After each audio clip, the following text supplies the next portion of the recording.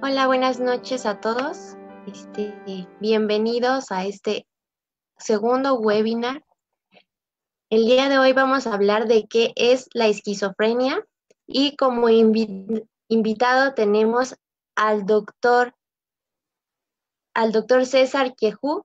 Es un honor tenerlo aquí con nosotros y les voy a platicar un poquito de él, pues él es médico cirujano con especialidad en psiquiatría y con curso de alta especialidad médica en manejo integral de trastornos esquizofrénicos, tomada en el Instituto Nacional de Psiquiatría. Y pues es un gran honor tenerlo aquí con nosotros, doctor César Quejú. Muchas gracias, Citlali, por la presentación. No sé si gustan que empecemos o... ¿Sí? Sí, claro, sí, y usted Muy está. bien. Muchas gracias. Primero que nada, agradecerles la invitación al doctor Molina, a todo su equipo de trabajo. La verdad que es un honor para mí que me tomen en cuenta y que pueda yo presentar pues algo de lo que a mí me apasiona tanto como es la esquizofrenia. Les voy a entonces a presentar mi pantalla, les voy a compartir mi pantalla para que podamos iniciar.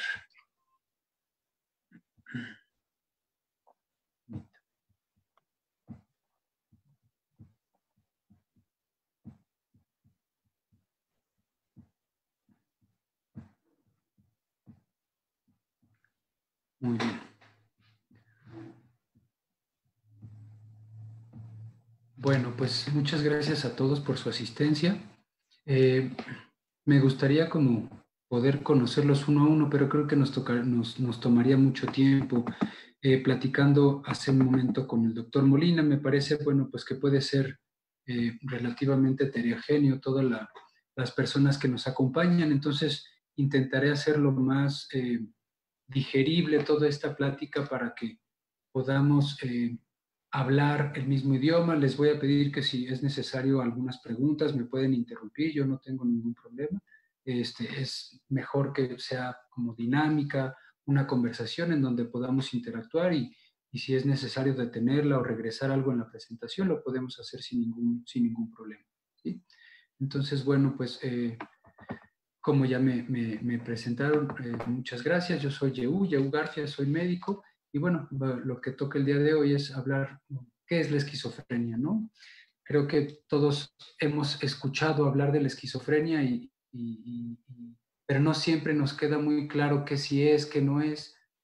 Para algunas personas la esquizofrenia puede, cuando uno les habla de esto, pueden pensar en esto, que son, digamos que de las películas más representativas que hablan tal vez de psicosis, no sé si las ubique, la de su lado, de frente de su lado izquierdo es Mente Brillante, eh, de hecho fue ganadora de un Oscar junto con la otra, pero bueno, habla también acerca de la psicosis, y el otro, pues bueno, que sí, eh, Atrapado sin salida en español, que también recibió un Oscar y que también habla tanto de la psicosis como de la salud mental. Tal vez no son los mejores ejemplos para hablar de esquizofrenia o de salud mental, pero muchas personas logran como identificar muy bien estas películas y son como claros los ejemplos. Para otras personas también puede ser esto, el sinónimo de esquizofrenia. No sé si las ubiquen, son imágenes de la Castañeda. Ajá, exacto, de la Castañeda. Eh, ha habido varias exposiciones acerca de fotografías y imágenes de la Castañeda, que es el primer hospital psiquiátrico en México, y bueno, pues también para muchas personas que se les hable de algún hospital psiquiátrico o de enfermedades mentales, pues bueno, pueden evocar estas imágenes, ¿no? Lo que sí me gustaría que les quedara claro es que esto no es esquizofrenia, ¿no? Desafortunadamente hay también mucha propaganda antipsiquiatría. Esto a mí la verdad es que cuando lo vi me dio muchísima pena. Me parece que el hospital fue sancionado por permitir la entrada de estos actores. No le gusta este tipo de música, pero finalmente no es como el mejor ejemplo porque empiezan a dar un mensaje muy negativo acerca de la salud mental y mucho más si creen que esto puede ser un hospital psiquiátrico o algo parecido a la esquizofrenia, ¿no? Pero bueno, ya entrando un poco en lo que, en la presentación, es una diapositiva llena de mucha información, de muchas palabras, no es mi intención que se la aprendan, ni mucho menos, pero bueno, lo que yo quiero que aquí observemos, no sé si ven mi cursor, pero esto es como una montaña que se va desmoronando a lo largo de los años. Si vemos el eje de las X, el de abajo inicia con el nacimiento, son 10 años, 20 años, 30 años, 40 años, 50 años, es como la evolución de la edad de la persona.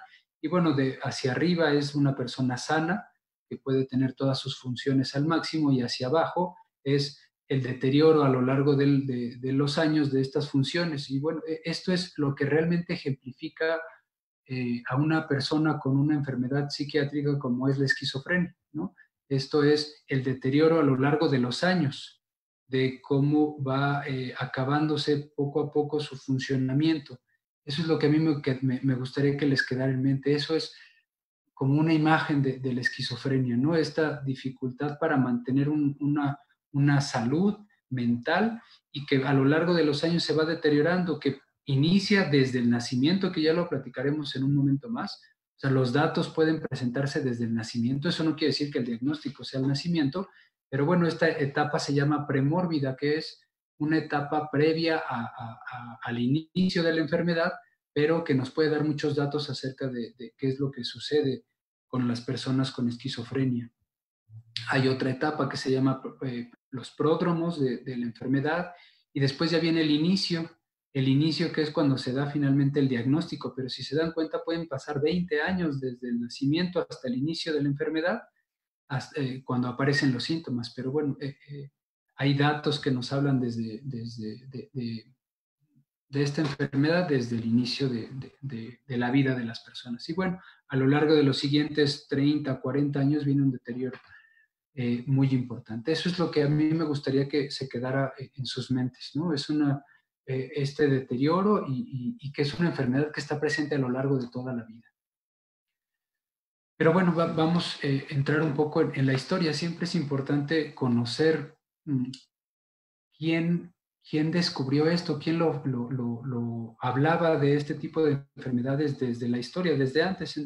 Y bueno, este es un doctor francés muy importante en lo que tiene que ver con la psiquiatría para nosotros. Es el doctor Morel, Benedict Agustín Morel.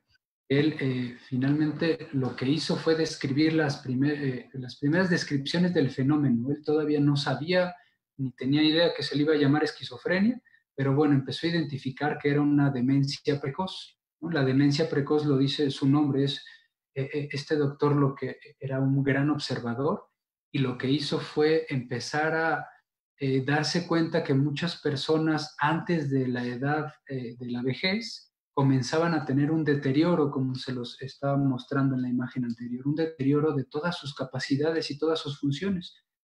Entonces, él dijo, bueno, pues es como una demencia, pero temprana, es una demencia precoz, y así le llamó, porque se daba cuenta que estas personas perdían muchas capacidades, su funcionalidad, su capacidad de vincularse con otros, el afecto, las emociones, comenzaban a deteriorarse, ¿no? Entonces, aquí también tener en cuenta la palabra fenómeno, porque es algo que constantemente vamos a hablar a lo largo de la presentación. Son fenómenos, son circunstancias o condiciones que nosotros las observamos y las describimos, pero finalmente es un fenómeno que está ocurriendo, ¿sí?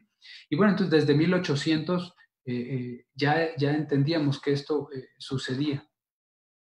En los siguientes años, el doctor Emily Kraepelin, que también es de los fundadores de la psiquiatría moderna y de los más importantes catedráticos de la psiquiatría actual, este doctor alemán lo que hizo es seguir observando. Como psiquiatras siempre debemos de tener una habilidad para observar y para escuchar muchísimo, para poder ponernos en el zapato en los zapatos de los demás. Entonces pues bueno, estos grandes personajes lo que hacían era observar muchísimo, y él se dio cuenta que sí existía esta demencia precoz, pero también había otro tipo de personas que tenían un deterioro parecido, pero no tan grave. Y a esto él le llamó un trastorno maníaco depresivo, lo que actualmente es un trastorno bipolar. Entonces logró como diferenciar estos dos grandes grupos de enfermedades, el trastorno maníaco depresivo y la demencia precoz. Siguió llamándole igual, pero profundizó en qué es lo que pasaba con ellos, cuál era el pronóstico. Él hablaba que ya había una base biológica, una base neuroanatómica de lo que le estaba pasando a estas personas y bueno, afortunadamente introdujo esto más hacia la medicina, no hacia la cuestión psicológica o la cuestión social, sino más hacia un ambiente biológico. Él era contemporáneo de Sigmund Freud, entonces digamos que eran dos líneas paralelas. Uno, el doctor Sigmund Freud, que hablaba mucho pues sí, del inconsciente y de todo lo que sucede en nuestra mente inconsciente, pero el doctor Kraepelin, a la par de él, hablaba de que los trastornos mentales tienen una base biológica, no tan inconsciente. Entonces, bueno, era, digamos, como una lucha, pero no hubo ningún tipo de discusiones ahí entre ellos. Pero bueno, eran contemporáneos y el doctor Kraepelin fue más hacia la biología, ¿no? Después de esto, de hablar más particularmente de la demencia precoz, vino el doctor Bleuler. El doctor Bleuler, Eugene Bleuler, también un psiquiatra muy conocido en el ámbito de la psiquiatría, eh, comenzó ya a darle nombre a esto. Ya no decía, es que es una demencia, pero que sucede antes. No, él ya le llamó esquizofrenia. Y la traducción literal de la esquizofrenia es una mente que se vuelve pedazos, una mente que se fragmenta, que se divide. Porque así es lo que sucedió. Se daba cuenta que cuando venía el primer episodio psicótico, este evento tan importante y tan significativo eh, en el padecimiento, este primer evento psicótico fragmenta a la persona, divide en un antes y un después, ya no era lo mismo y también al escuchar a los pacientes era entender que ya no se concebían como sí mismos, como que su vida, su ser, su propia mente estaba dividida, fragmentada, ya no tenía esta capacidad de entender lo que sucedía. Bueno, ya le llamó él esquizofrenia, pero también fue más allá cada vez al observar a todos estos grupos de personas que sufrían este padecimiento, lo que hacía era entender que no todos reaccionaban igual y que no todos tenían el mismo pronóstico. Sí tenían un deterioro, pero a algunos les iba mejor que otros, o algunos tenían más alucinaciones, algunos tenían más delirios, algunos tenían en realidad no convivían y no hacían nada, simplemente se podían quedar parados ahí sin hacer nada. Entonces empezó a entender que no era una sola enfermedad, sino era un grupo de enfermedades y él justo así le llamó, el grupo de las esquizofrenias, porque era una gran variabilidad. Recordemos entonces que yo les hablaba que estamos hablando de fenómenos. Entonces era un fenómeno con características similares, que era venía la persona funcionando relativamente bien, se fragmentaba con un primer episodio psicótico y después tal vez el pronóstico de estas personas era distinta, pero había un primer episodio psicótico, una gran disfunción y un estado como premórbido o previo a la psicosis que les llamaba mucho la atención a las personas. Y bueno, fue describiendo cada vez más los síntomas el doctor Bleuler. Entonces son de los médicos más importantes para entender todo este fenómeno, ¿no? Y bueno, ya que vamos entendiendo a lo largo de la historia cómo se fue describiendo este fenómeno o esta conducta, pues bueno, ahora sí vamos a darle una definición a esto, vamos a darle un nombre a lo que estoy describiéndoles, ¿no? Y bueno, para empezar, sí, me gustaría ahora también un mensaje. Es una enfermedad mental, no es el no echarle ganas, no es me dieron algo, no es un problema de motivación, no es una mala actitud, no es una mala dinámica familiar, ¿no? Es una enfermedad mental y como enfermedad su origen está en el organismo, está dentro del organismo. Por eso les estoy poniendo aquí el ejemplo de la imagen del cerebro. Es una enfermedad que tiene un origen en el organismo, en el cerebro, y que al ser una enfermedad mental afecta las funciones mentales. Estas funciones mentales que son diversas, tanto las emociones como la creatividad, como los conceptos más abstractos, las matemáticas, todas las funciones que tenemos como seres humanos, como seres pensantes, va a afectarla, ¿no? Entonces, es una enfermedad mental con un origen biológico, con una base biológica bien identificada y que nos afecta. Entonces, ¿qué es la esquizofrenia? Ahora sí, entrando en tema, es una enfermedad mental y que vamos a describir, ¿no? Que generalmente es difícil explicarla por completo, pero que el objetivo va a ser identificarla, entender que es una condición que vamos a observar en donde la persona va a tener ciertos síntomas, ciertas características particulares, pero que vamos a describir lo que está pasando y así es como llegamos al diagnóstico. La psicopatología descriptiva, ese es como el pilar para nuestros diagnósticos psiquiátricos. La psicopatología descriptiva es describir lo que sucede en la mente de la persona que está frente a nosotros, describir este fenómeno clínico que estamos observando. Y es complejo porque cada persona lo vive diferente, por eso es subjetivo. Si yo tengo una alucinación, puede ser distinta a la que tiene mi vecino, o la que tiene mi mamá, o la que tiene mi hermano, pero finalmente es una alucinación o es un delirio. Entonces, tiene un componente subjetivo, tiene un componente observable, pero la experiencia del sujeto y entender esta experiencia de lo que está viviendo la persona nos va a ayudar a dar el diagnóstico y entender pues esta enfermedad mental, ¿no? ¿De qué se compone esta enfermedad mental? ¿De qué se compone esta condición? Muy simplistamente, muy simplificado, son delirios y alucinaciones. Si existen delirios y si existen alucinaciones, ya podemos hablar de por lo menos una psicosis. Es como una parte de la esquizofrenia, ¿no? Esta psicosis es esta dificultad para distinguir lo que está sucediendo dentro de mi cabeza y fuera de mi cabeza.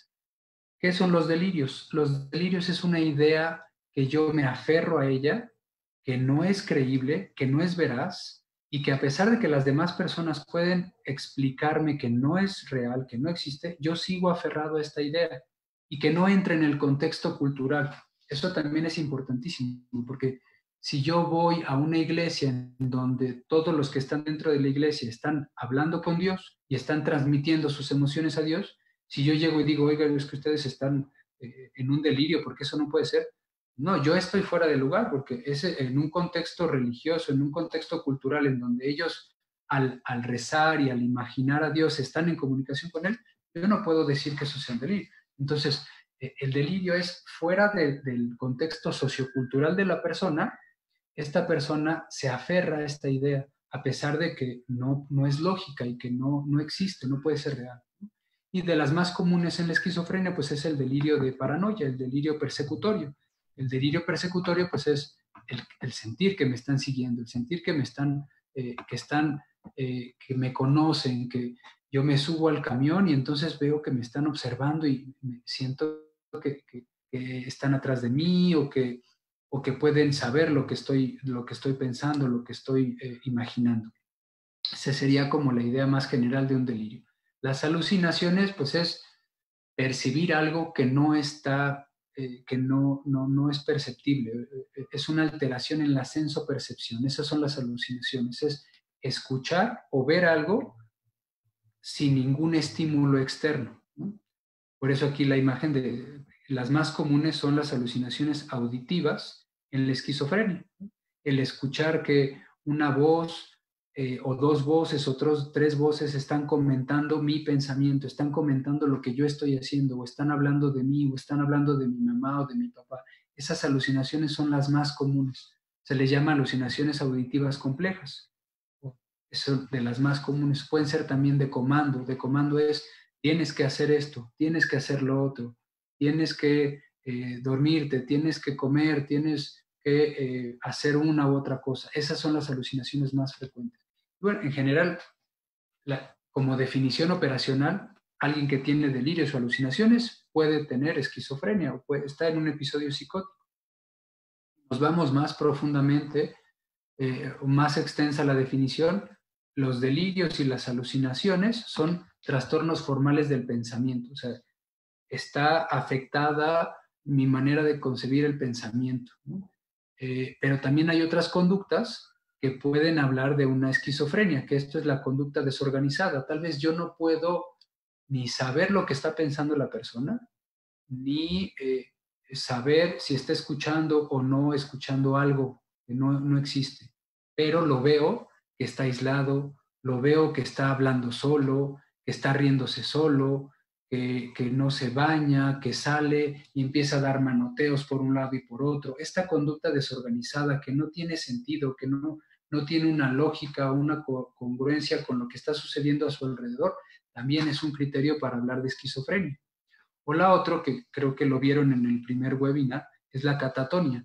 Esta rigidez y esta postura rígida y acompañada de muchos otros síntomas, también puede hablar de un síntoma que se integrará al diagnóstico de esquizofrenia, ¿no? Entonces, finalmente, alucinaciones, delirios, conducta desorganizada o catatonia son de las principales características para hablar de esquizofrenia, de este fenómeno que está sucediendo. Y también como concepto muy básico es la pérdida de la prueba de realidad. Es yo no logro distinguir qué está sucediendo en mi cabeza y si está sucediendo realmente o no. Por eso jamás podemos debatir un delirio, jamás podemos debatir, no es algo ético que podamos debatir el que escuche o no escuche algo, o el que crea o no crea algo. La persona lo está viviendo realmente y esa es su realidad, pero él no logra distinguir su realidad de la realidad de los demás. Entonces, yo le tengo que creer y si él me está asegurando que está escuchando esto y que lo está viviendo así, le voy a creer y es la pérdida de la prueba de realidad, ¿no? Ese es, digamos, como en general el concepto de esquizofrenia. Ya que sabemos cuáles son los fenómenos, lo que sucede en la persona y cómo esta definición, ahora el diagnóstico es importantísimo, ¿no? Nosotros como psiquiatras, nosotros como médicos, pues siempre tenemos pues un libro fundamental para dar los diagnósticos, ¿no? Este libro, no sé si lo han revisado, han escuchado de él alguna vez, finalmente es un grupo de expertos que se reúne a determinado pasar de los años para decir, mira, esto yo he encontrado que puede ser una enfermedad psiquiátrica o puede ser un trastorno mental. Vamos a definirlo, vamos a dar ciertos criterios y entonces lo vamos a meter dentro. Estoy siendo muy simple, pero en general así es. Es un grupo de expertos, psiquiatras, trabajadores de salud mental, estudiosos que se reúnen y empiezan a describir, yo tengo tal paciente y también tengo este paciente y los junté y bueno, tienen estas características. Y en Estados Unidos, y en Europa, y en Australia, y en China, dicen, sí, sí es cierto, pues por acá y por acá sí hay lo mismo. Y finalmente, este libro es de la Asociación Psiquiátrica Americana, pero bueno, es un consenso de muchos expertos en salud mental que nos dan los criterios para dar los diagnósticos psiquiátricos. Y bueno, aquí vienen justo los criterios diagnósticos para decir si es o no es esquizofrenia. No se trata de que no los aprendamos, pero si se dan cuenta, la primera parte es ya lo que hablamos: delirios, alucinaciones, discurso o comportamiento desorganizado, catatonia. Y bueno, de esto no les he hablado, de los síntomas negativos, pero bueno, ahorita se los explico con mayor detalle. Y bueno, ¿qué es lo que nos dice este libro? 2 o más de estos síntomas deben de estar presentes, debe de haber un deterioro a partir del primer episodio psicótico, debe haber algún deterioro en uno o más de los siguientes ámbitos: en el trabajo, en la escuela, en las relaciones interpersonales y en el cuidado personal. Por eso generalmente cuando imaginamos una persona con psicosis o con esquizofrenia, imaginamos a alguien que le cuesta trabajo estar motivado, que le cuesta trabajo iniciar sus actividades, que está acostado, que no se quiere bañar, que no quiere cambiarse la ropa, que puede permanecer mucho tiempo en su cama. Y es este deterioro que estamos observando. Ese es como lo que podemos ver, ¿no? Esta conducta desorganizada o aislamiento social y que está afectando en su vida cotidiana. Y el criterio de temporalidad que siempre vamos a tener en medicina y mucho más en psiquiatría. ¿Qué tanto es tantito? ¿No? Así dice, ¿qué tanto es tantito? Si estoy un ratito con estos síntomas, ¿ya es esquizofrenia? ¿O cuánto tiempo debo de cubrir? Generalmente son 6 meses. Puede ser menos si se inicia un tratamiento psiquiátrico y hay resultado de este tratamiento, pero habitualmente puede ser 6 meses. Se habla de que un mes con los primeros síntomas o menos si se da un tratamiento habitual. Pero bueno, el deterioro toda esta condición debe durar más de 6 meses para que se hable de esquizofrenia. Pero bueno, esto es simplemente, nos quedamos muy cortos si hablamos solamente del diagnóstico, porque lo que hemos estado viendo es que en realidad la esquizofrenia es mucho más complejo, porque inicia desde la gestación. Esta es más o menos la misma imagen que le puse al principio, aunque esté muy borrosa, pero bueno, igual habla del desarrollo, del deterioro. Es una imagen como de una montaña que se va cayendo a lo largo de los años y habla de aquí la gestación o la concepción, cuando el bebé está inútero dentro de la mamá, la infancia, los niños, la pubertad, la adolescencia, el adulto joven, la mediana edad, y bueno, cómo se va deteriorando. Entonces, si nos quedáramos solamente con la diapositiva anterior de, pues es alguien que tiene delirios, alucinaciones y que empieza a deteriorarse, pues no, nos quedaremos muy cortos, porque imagínense, hasta este punto es donde podemos diagnosticar a una persona, justo acá. Y todo esto, todo este deterioro y todo esto que sucede antes de, eh, nos quedamos muy cortos, no es simplemente dar un diagnóstico, una definición y ya, sino es entender lo que pasa con la persona. No sé si hay alguna pregunta o ¿no? Si hay preguntas o cualquier duda, me detienen, por favor. Y bueno, entonces, los síntomas clínicos, pues bueno, suceden en este inicio, más o menos en la adolescencia, antes del adulto joven, se fragmenta la personalidad de la persona y viene este deterioro. Es progresiva y generalmente pues hay recaídas o hay síntomas residuales a lo largo del resto de la vida, ¿no? Y bueno, aquí hablamos de algún deterioro de las neuronas, de todas las conexiones y de toda la comunicación que hay entre distintas áreas del cerebro, es lo que nos está mostrando esta imagen. Y bueno, insistir nuevamente en las etapas, que hay distintas etapas. Antes de enfermarse, antes del primer episodio, también esto es antes del primer episodio, aquí se fragmenta la persona y una enfermedad progresiva, deteriorante, y que tiene sus eventos residuales o sus síntomas residuales, ¿no? Pero bueno, entonces, para entender bien y dar un diagnóstico mucho más completo, no solamente vamos a hablar de este deterioro y de estas alucinaciones o delirios. Son dimensiones en las que la enfermedad va a afectarme. ¿Qué dimensión estoy diciendo aquí? Los síntomas negativos es la parte como haga, por eso es como negativa, que generalmente no se observa tanto, pero que va llevando hacia el deterioro más grave de las personas. Los síntomas negativos es esta persona que no se baña, no sale de su cuarto, no convive, le dicen, oye, lava los trastes, oye, hay que tender la cama, hay que levantarte temprano e ir a ayudarme a trabajar. La persona se queda acostada, sentada. Es diferente que la depresión. No es una depresión, pero puede confundirse.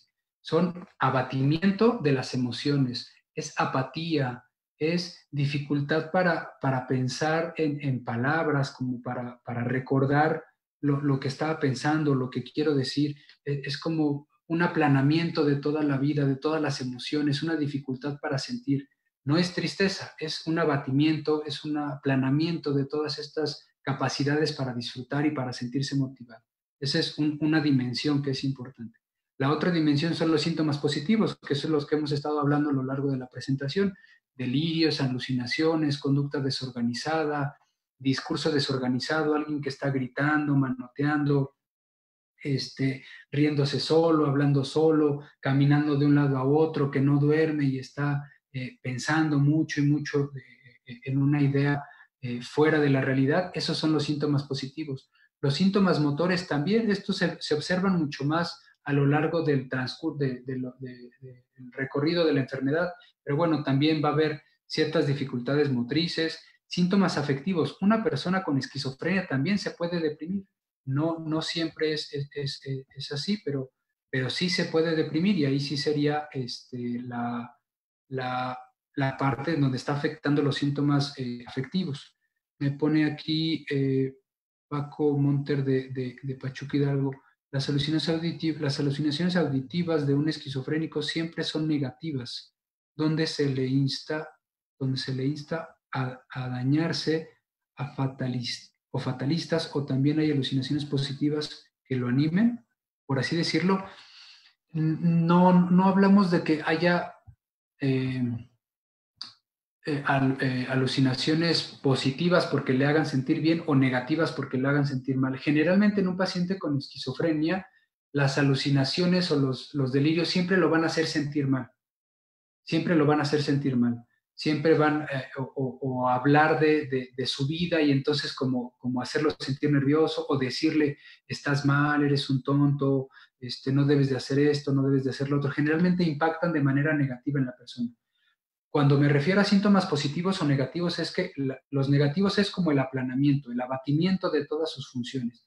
Y los síntomas positivos es que se observan mucho más y por eso son alucinaciones, conducta desorganizada, todo esto como que llama más la atención, por eso son positivos. Patricia Díaz, ¿podría explicarme cuáles son los rasgos clúster C de la personalidad? Es decir, ok. Bueno, hablar de clúster C de la personalidad nos saldríamos un poco de la plática, no sé, porque el clúster C de la personalidad, como psiquiatras, dividimos para entender lo que sucede con ciertas personas o con ciertos pacientes, dividimos su personalidad y bueno, dividimos en grupos la manera en la que se comportan las personas. Y hay clúster A, clúster B y clúster C. El clúster A es el que está más ligado a la esquizofrenia y a la psicosis. El clúster A es un paciente con características paranoides, o sería un trastorno paranoide de la personalidad, sería un trastorno esquizotípico de la personalidad o un trastorno esquizoide de la personalidad. Estos tres son los que componen el clúster A de personalidad. Y les voy a explicar cada uno, porque sí, esto sí tendría relación con la esquizofrenia o con la psicosis. El que, no sé si los vaya a llenar de mucha información, pero bueno, las clasificaciones anteriores del DSM anterior, del DSM-4, hablaba solamente de personalidad y no lo relacionaba para nada con psicosis. Actualmente en el DSM-5, el trastorno esquizoide de la personalidad ya lo integra al clúster bueno, no al clúster, al grupo de enfermedades psicóticas o de trastornos psicóticos relacionados con la esquizofrenia. Entonces, por eso es importante hablar de un trastorno de personalidad esquizoide en el que tiene una gran probabilidad de llegar a tener esquizofrenia o algún episodio psicótico, ¿no? Entonces, ya es un trastorno de personalidad que lo integran al grupo de enfermedades psicóticas o del espectro de la esquizofrenia y que está en el clúster A de la personalidad, ¿no? Entonces, ese sería, no sé si respondí tu pregunta, Patricia. El clúster C es otro y que es de trastorno obsesivo-compulsivo, el trastorno evitativo y el trastorno dependiente de la personalidad. Ese es el clúster C, que no hay relación tanto con la psicosis o con la esquizofrenia, ¿no? Y me pregunta Lord, es decir, ¿tiene conciencia de su enfermedad? Nada de lo que he estado hablando se refiere a la conciencia de enfermedad. Esto, la conciencia de enfermedad es algo importantísimo, pero no sé si quieras abrir tu micrófono, Lord, para saber cuál sería como en particular tu pregunta, porque no entiendo muy bien a qué se refiere o cuál es. Gracias. Sí, dime, Lord. Gracias, buenas tardes, noches. Me refiero que si el paciente tiene conciencia, porque hizo un comentario como que si les molesta o como que si están, Okay. bueno, me da a entender a mí me da a entender que sí tienen como que esos rasgos o conciencia de que sí el paciente sabe que está enfermo. Okay. Y a lo mejor estoy entendiendo mal esta situación, pero bueno, no sé si el paciente tenga conciencia que está enfermo. Bueno, los familiares sí, por supuesto, pero el paciente tendrá conciencia de su enfermedad. Hay veces que ni siquiera los familiares, pero bueno, ese sería como un tema bien importante, pero fundamental. Pero bueno, no siempre los pacientes tienen conciencia. Cuando yo me refería a que les afecta, es porque impacta, les provoca miedo, les provoca incertidumbre, se alejan, y de ahí la manera de conducirse de ser agresivos o ser aislados, o prefieren no hablar o gritar.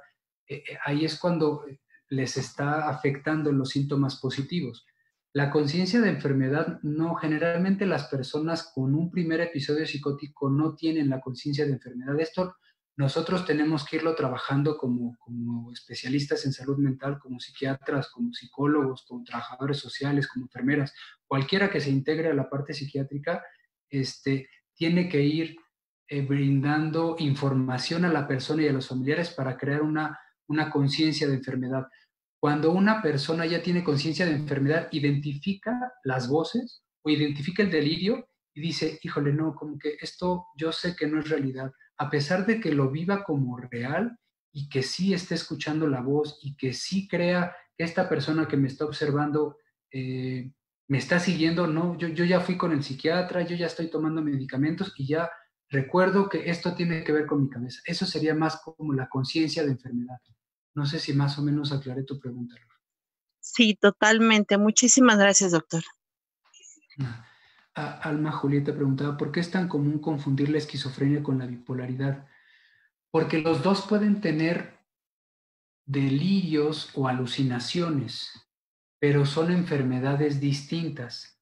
Ahorita vamos a ver que genéticamente comparten muchas cosas, y si hablamos con un genetista, la base de la esquizofrenia y del trastorno bipolar es la misma genéticamente, pero fenomenológicamente son distintas. Uno, el trastorno bipolar son personas que se deprimen y que tienen episodios de elevación en su estado de ánimo que afecta también su funcionalidad y se deteriora muchísimo. Aquí el punto fundamental para los trastornos mentales es la disfunción. Son personas que se deprimen y disfuncionan. Son personas que están muy, muy contentas y disfuncionan. Esta disfunción es importantísima para hablar de una enfermedad mental. Y bueno, estas depresiones graves o estas elevaciones del estado de ánimo, estas manías graves, tienen síntomas psicóticos. Pierden el juicio de la realidad, pero no son como la esquizofrenia. La esquizofrenia habitualmente no hay alteraciones en el estado de ánimo, ¿no? Por eso les hablaba de los síntomas negativos, que es como el aplanamiento afectivo, diferente de una depresión en la que estoy triste, tengo ganas de llorar, no me siento bien conmigo mismo, me estoy culpando, siento que no he hecho nada de mi vida, siento que he desperdiciado toda mi vida y nadie me va a querer.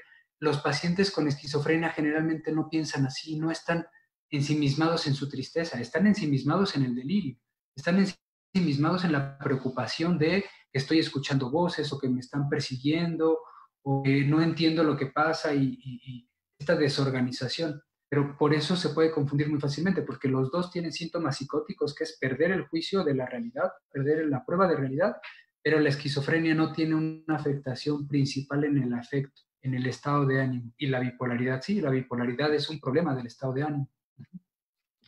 Pregunta Citlali, ¿es posible que un paciente con esquizofrenia tenga síntomas en casa, pero no así en su trabajo? Gracias por la pregunta, Citlali. Sí, no lo he explicado todavía, pero no están continuamente con síntomas. No es tan claro como me lo estás preguntando, que en el trabajo sí tienen síntomas y en la casa no tienen síntomas.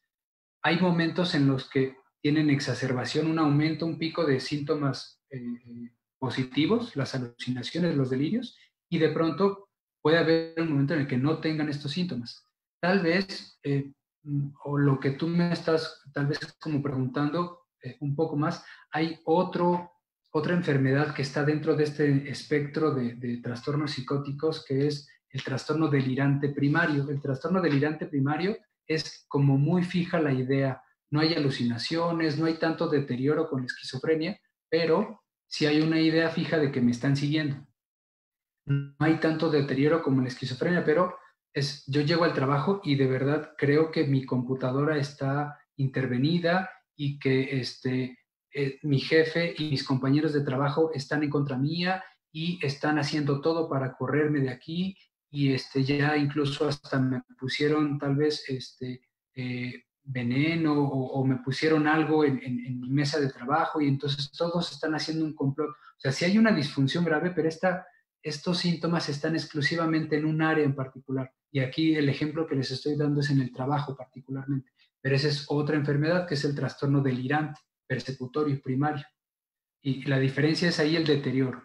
No hay síntomas negativos. Regresando un poco a la diapositiva, en este otro padecimiento que es el delirante primario, no hay síntomas negativos, no hay síntomas motores, no hay síntomas afectivos, no hay déficits cognitivos y desorganización, que también este es un punto importantísimo para el diagnóstico, para entender la esquizofrenia. Esta desorganización en el pensamiento, esta dificultad para recordar, para actuar, todas las funciones mentales superiores de abstracción, síntesis, memoria de trabajo, memoria operativa, resolución de problemas, que son funciones de mi cerebro más evolucionado, se pierden por completo.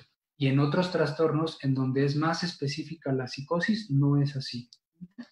Me pregunta Rosa Elisa, ¿es peligroso o es otra enfermedad como psicopatía? Tiene diagnóstico de esquizofrenia paranoide. La psicopatía es otro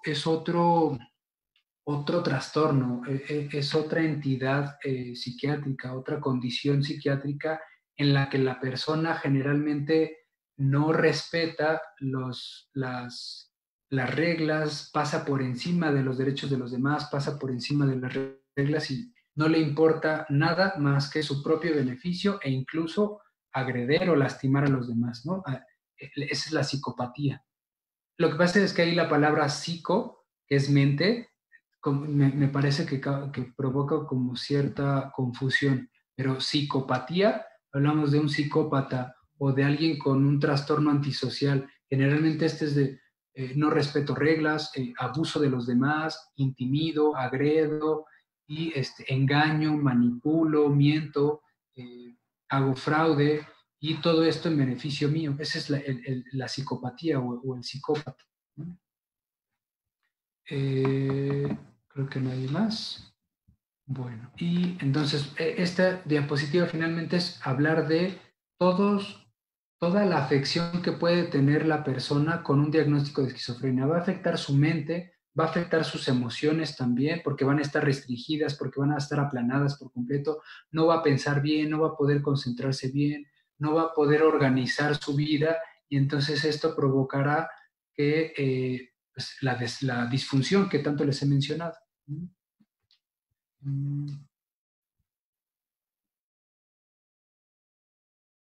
No vamos a hacer muy rápido esto. También voy a hablar un poco, esta diapositiva está muy cargada, no quiero que la lean por completo, simplemente es una línea de tiempo en donde habla de los años 20, de los 50, de los 60, de los 70, de los 90 y del 2000 en adelante. Como mucho en medicina, desafortunadamente el primer indicio de los medicamentos fue por serendipia, ¿no? Y a partir de esta serendipia o de este hallazgo por fortuna, en 1950, de que un medicamento podía ayudarle a quitar los síntomas positivos o las alucinaciones o los delirios a estos pacientes o a estas personas, dijeron, entonces vamos a buscar cómo funciona este medicamento, vamos a ver en qué partes del cerebro o en qué sustancias del cerebro funciona para poder entender la esquizofrenia, porque parece que esto ayuda. Y entonces, a partir de saber que la clorpromacina les ayudaba, comenzó una revolución en cuanto al tratamiento farmacológico y el entendimiento de de la esquizofrenia o de la psicosis desde el aspecto neurobiológico, desde el aspecto biológico, ¿no?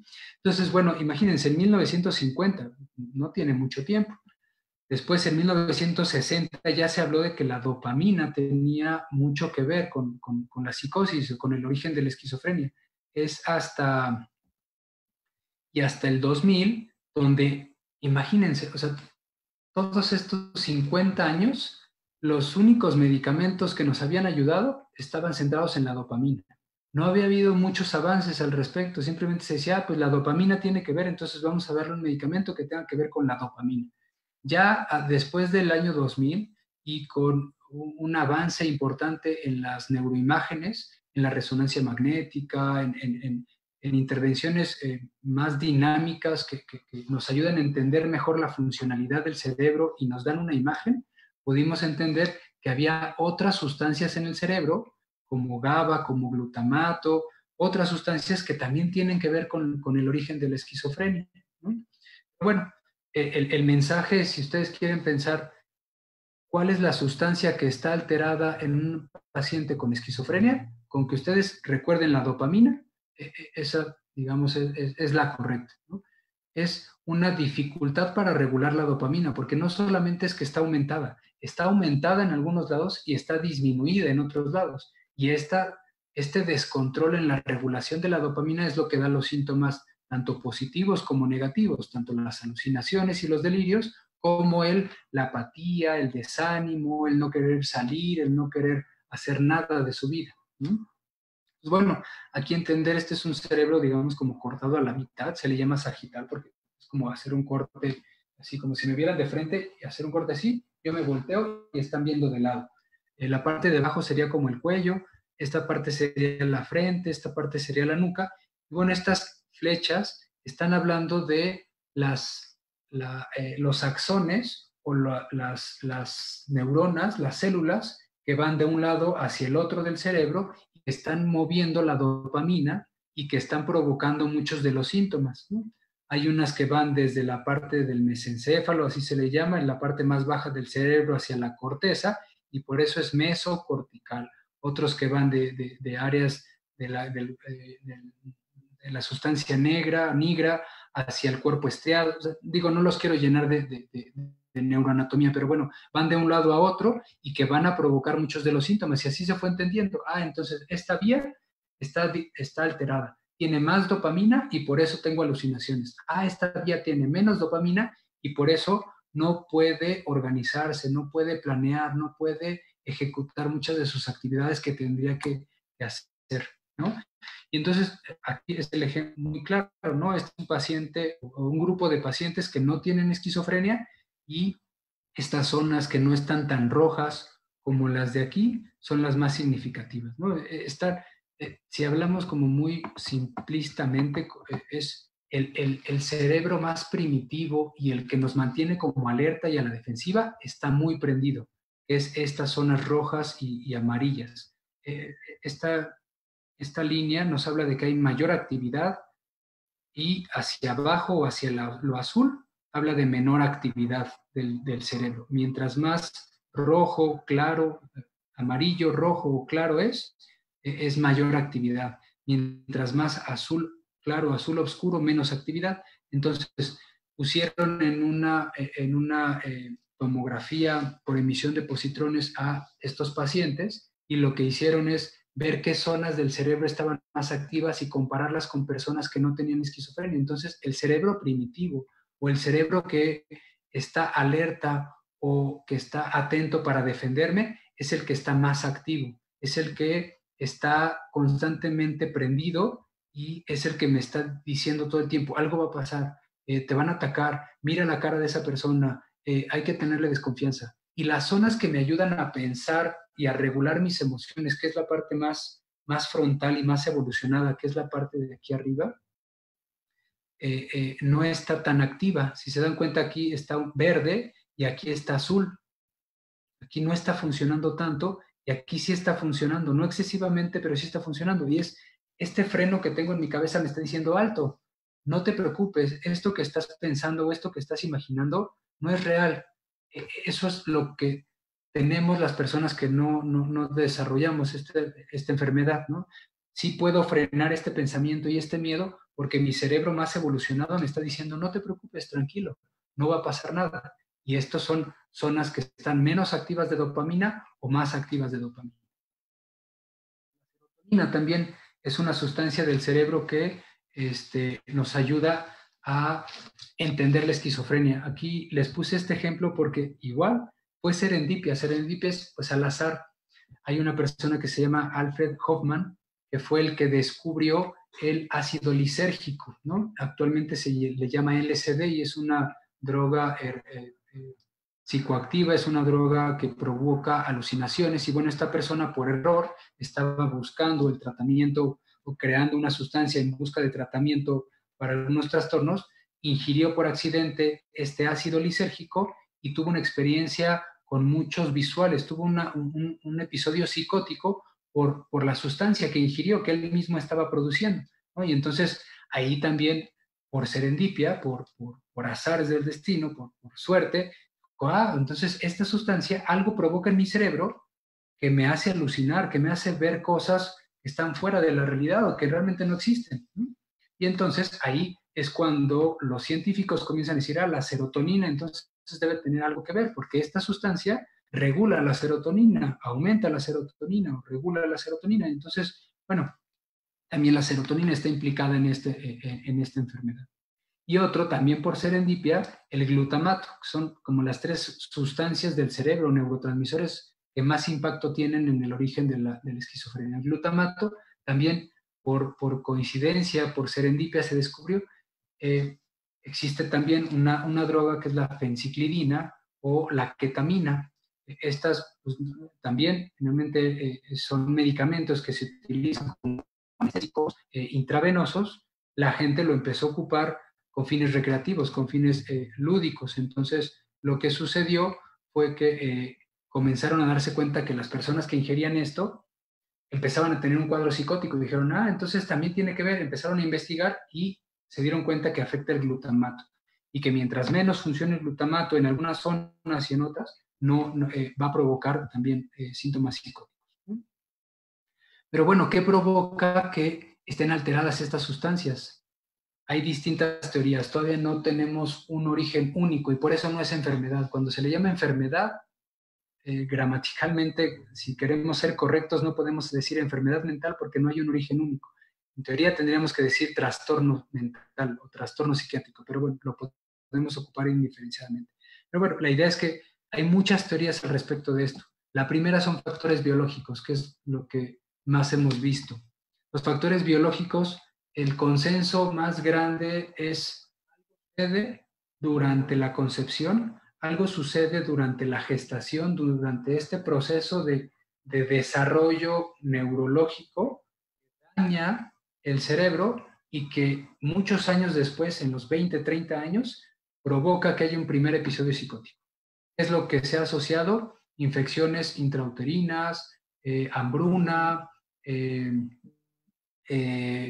problemas durante el nacimiento, un nacimiento traumático, hipoxia, un golpe, algún daño, tanto infecciones como enfermedades que ocurran durante este proceso de organogénesis o cuando se está formando el bebé.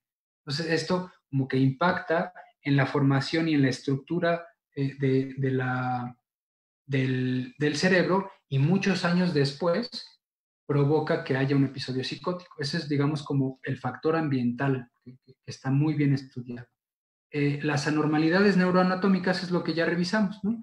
Que hay zonas del cerebro que van a estar más activas o menos activas. Y entonces aquí no tenemos que aprendernos ni mucho menos, pero bueno, son áreas como el núcleo caudado, el núcleo accumbens, el putamen, el área frontal, la amígdala, el hipocampo. Son distintas zonas que a lo largo de los estudios hemos visto que están alteradas en su tamaño. Algunas están más disminuidas, otras están más activas, menos activas, pero bueno, son zonas que ya sabemos que están funcionando mal y que también esa es parte del origen de la esquizofrenia. Todavía no podemos decir que si hacemos una resonancia magnética o una tomografía y vemos algo ahí alterado, podemos dar el diagnóstico. No, es tener las dos cosas, es ver a la persona y entender que puede haber alguna alteración neuroanatómica, pero no, todavía ni la resonancia, ni la tomografía, ni ningún estudio de imagen es diagnóstico para esquizofrenia, ¿no? Y bueno, y los otros son los factores genéticos. Insisto, no se trata de que se confundan con toda la diapositiva, sino es así, están muy relacionados los genes. Hay genes que tienen que ver con una y con otra cosa. Esto es, así es el artículo. Pero bueno, como que trayendo las funciones de estos genes, funcionan en el glutamato, que es la sustancia que ya vimos que está alterada, sobre el GABA, sobre la dopamina, sobre la señalización de la serotonina. O sea, genes que en nuestro cuerpo a lo largo de la vida van a tener una función en la dopamina, en la serotonina, en la noradrenalina o en el GABA. Esos son los genes que están provocando esta enfermedad o este trastorno. Y pues bueno, la teoría neuroquímica, que ya la hablamos aquí, es la estructura de un medicamento que se ocupa frecuentemente, que es la olanzapina.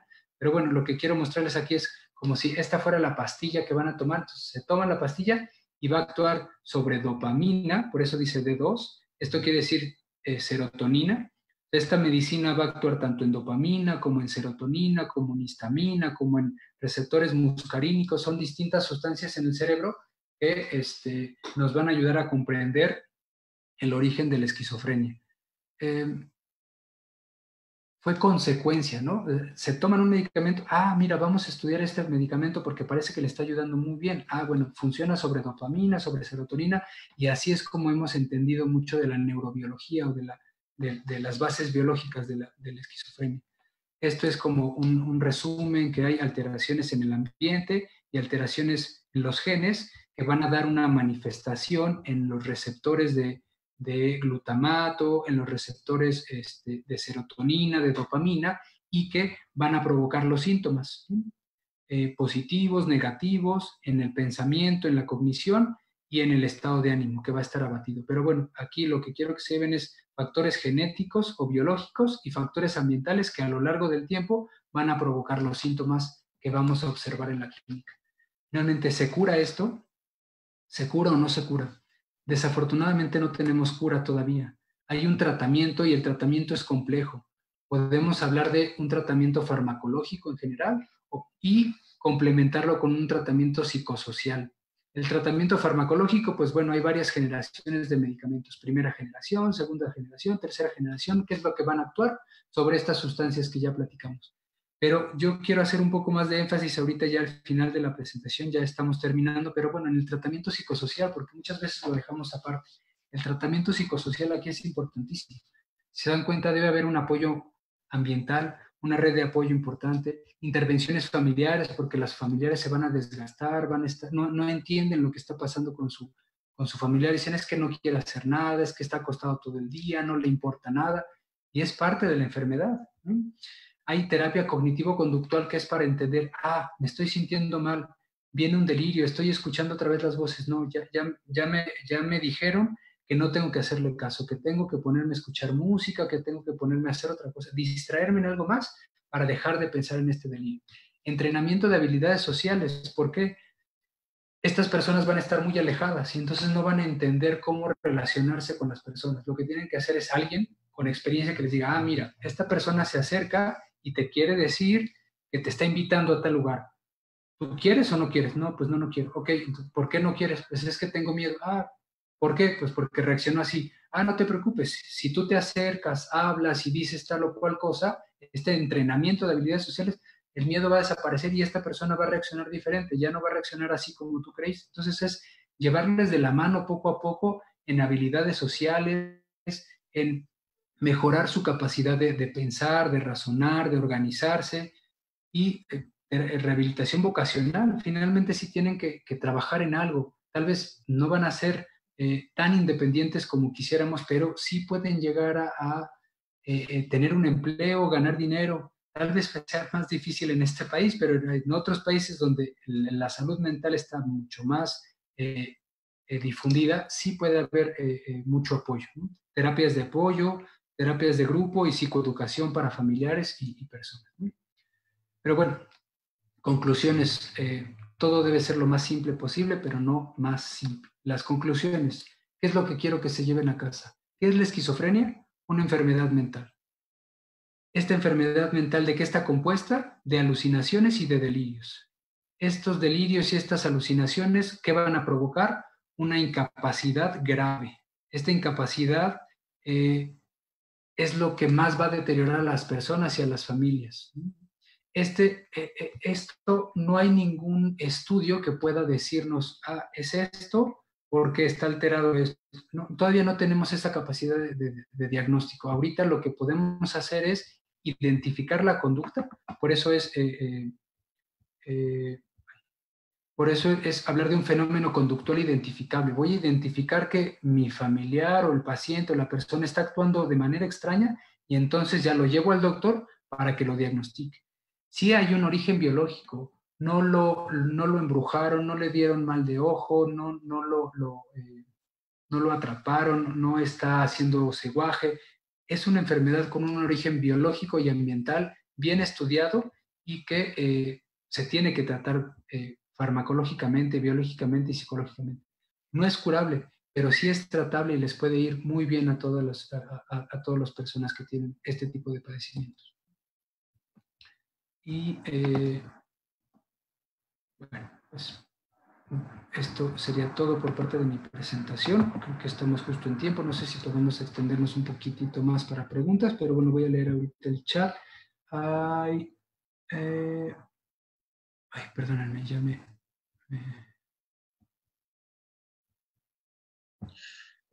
Fantástico, excelente, muy buena presentación.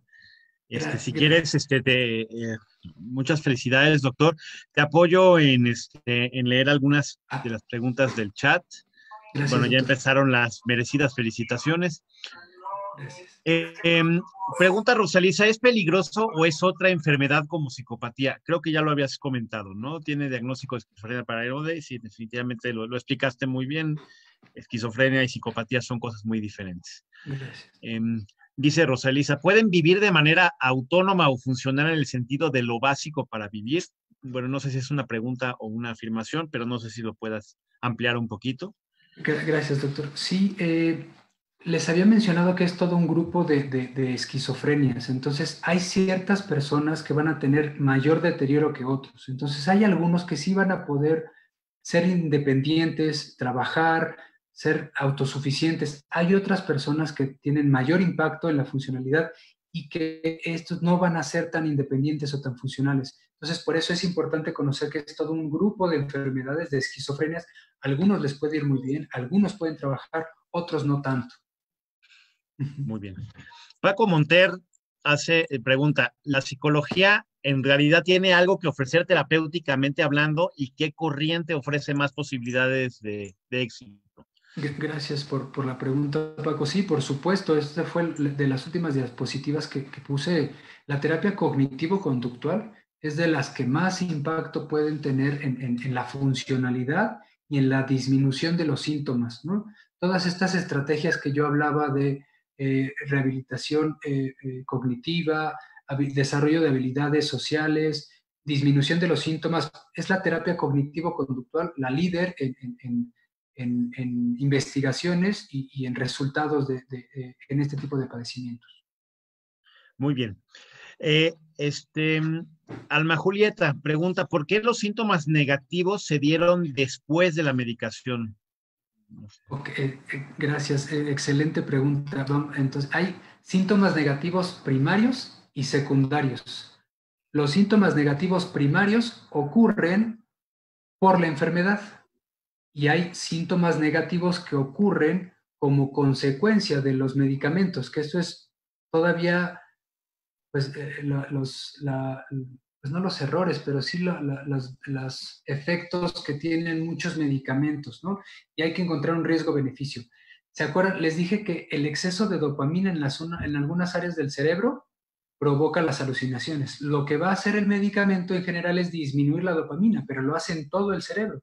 Y al disminuir la dopamina en la zona más frontal, pues va a provocar apatía, desánimo, porque la dopamina tiene que ver con la motivación, con las ganas, el placer y la motivación. Entonces, por eso hay síntomas negativos, por los medicamentos, pero existen los dos, primarios y secundarios. Muy bien. Bueno, aquí hay varias personas que han manifestado que tienen algún familiar. Moy dice, muchas gracias, lo entendí un poco mejor, tengo un familiar con este padecimiento. Y bueno, pues aquí tenemos un experto en esquizofrenia también para los que quieran algún seguimiento. Dice F a la vez, ¿el brote psicótico puede darse en la infancia o hasta qué edad puede darse un diagnóstico certero de esquizofrenia? Gracias por la pregunta. Habitualmente en los hombres ocurre entre 20, 25 años. El origen es entre 20 y 25 años. En las mujeres es un poco más tarde el origen, en 30, 35 años. Entonces, generalmente, hablando un poco de pronóstico, les va un poco mejor a las mujeres porque el brote psicótico, el inicio es un poco después. Entonces pueden desarrollar más habilidades, tal vez se casan, tal vez tienen alguna relación de pareja, terminan los estudios y entonces les va mejor. Pero eso no quiere decir que no haya niños o adolescentes que también puedan tener esquizofrenia. Existe la esquizofrenia en niños y en adolescentes. Entonces, no es una regla que ocurra en la edad adulto joven. Sí puede ocurrir en la adolescencia. No es lo más común, pero sí puede suceder. Perfecto. Sofía Rodríguez pregunta, ¿en cuánto tiempo los fármacos hacen efecto para la mejoría? Gracias, excelente pregunta. Tardan en hacer efecto, desafortunadamente no, tardan entre 6 a 8 semanas.